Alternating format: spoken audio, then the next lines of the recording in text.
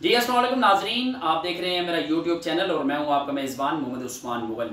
नाजरीन, आज हम बात करेंगे रावलपिंडी के हवाले से। रावलपिंडी में जो कत्ल का ड्रॉप सीन था वो हम आपको बताएंगे कि वो ड्रॉप सीन कैसे हुआ और जो मकतूल था उसके कत्ल में कौन लोग मुलविस थे। ये वाक़या है थाना एयरपोर्ट की हदूद का, जहाँ से नाला लेक के करीब से बोरीबंद लाश मिली और वो बोरीबंद लाश जो थी वो तशद्दुद ज़दा थी। उसे तशद्दुद करके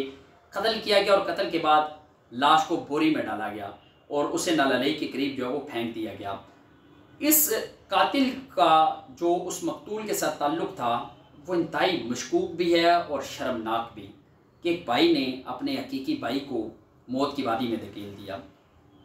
जो मकतूल है नाजरीन, उसकी जो शनाख्त थी वो मोहम्मद नदीम के नाम से हुई और उसे कत्ल करने वाला कोई और नहीं बल्कि उसका अपना हकीकी भाई मोहम्मद नईम जो है उसने अपने हकीकी भाई को कत्ल किया। वीडियो में आगे चल के आपको बताएंगे कि कत्ल क्यों किया और कत्ल करने की वजह क्या थी और इस कत्ल में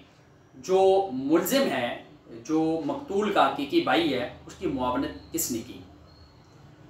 जो मोहम्मद नईम है नाजरीन, मोहम्मद नईम ने अपने भाई को शक की वजह से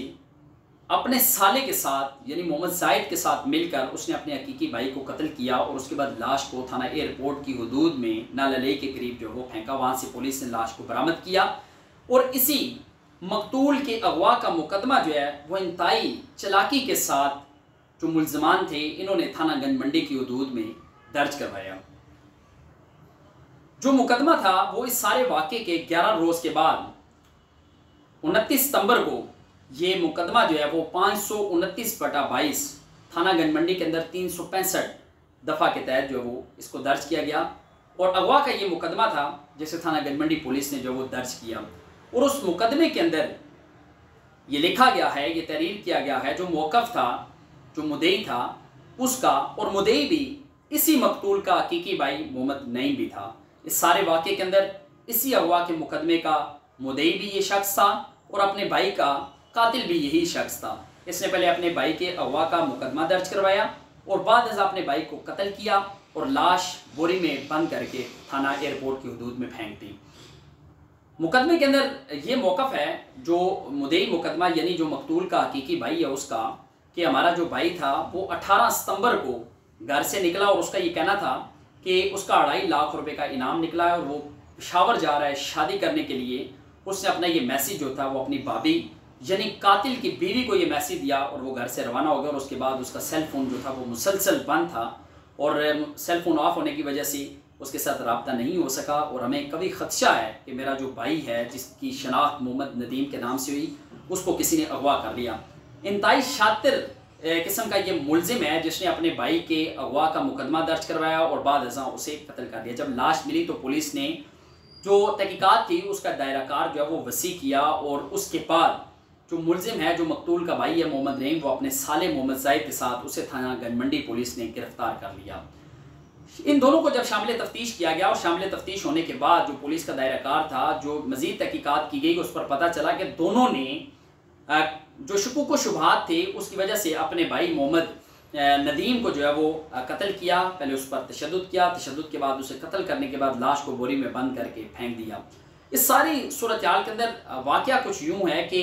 जो मुलजिम है, जो कातिल है, उसको ये शक था कि उसके हकीकी भाई मोहम्मद नदीम के उसी की बीवी यानी कि मकतूल की भाभी के साथ नजायज़ ताल्लुकात थे।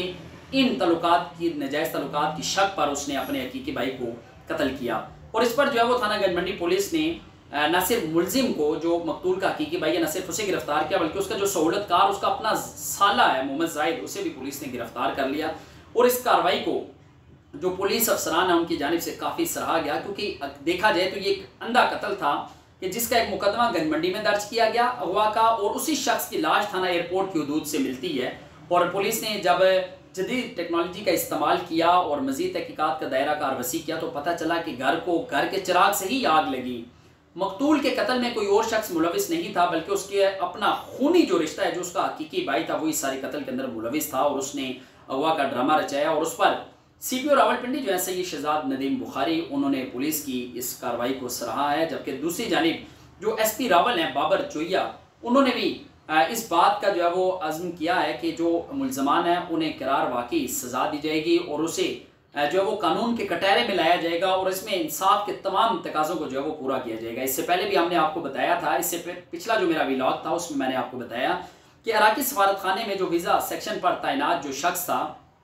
उसको भी इसी तरह बड़ी बेरहमी और बेदर्दी के साथ कत्ल किया गया और उसके कत्ल के अंदर कोई और मुलविस नहीं, इसी वाक़े की तरह उसकी अपनी बीवी जो थी वो उसके कत्ल में मुलविस थी और यहाँ पर हकीकी भाई जो है वो इस ज़िंदगी के चिराग को गुल करने में मुलविस था। पुलिस की जानिब से एक अच्छी कार्रवाई जो है वो की गई और जो मुलजमान थी उन्हें कानून के कटहरे में लाया गया। और अब चूँकि जाने वाला जो शख्स है उससे तो वापस नहीं लाया जा सकता, लेकिन आने वाले जो लोग हैं, जो दूसरे लोग हैं, मुआशरे के अंदर रहने वाले जो लोग हैं, उनके लिए भी एक मैसेज है कि अपने ज़ाती मफादात के तहफ़्फ़ुज़ के लिए किसी की ज़िंदगी का चिराग गुल नहीं करना चाहिए। और इसी तरह मुआशरे के अंदर होने वाली मज़ीद जो बुराइयाँ हैं उनको भी हम बेनकाब करेंगे। और इसी तरह इंसानी शक्ल में छुपे हुए जो मुआशरे के बेड़िए हैं, जो अपने ज़ाती मकासद के तहफ़्फ़ुज़ के लिए अपने खूनी रिश्तों का तकद्दुस भी पामाल करती हैं और इंसानी जानों का जो चिराग है उसे भी गुल करने में बड़ी शातिर और बड़ी चालाकी के साथ मुलविस रहते हैं। इस तरह की मज़ीद भी जो वाक़यात हैं वो आपके सामने लेकर आते रहेंगे। तब तक के लिए अपने मेज़बान मोहम्मद उस्मान मुग़ल को दीजिएगा इजाज़त। अल्लाह नेगेबान।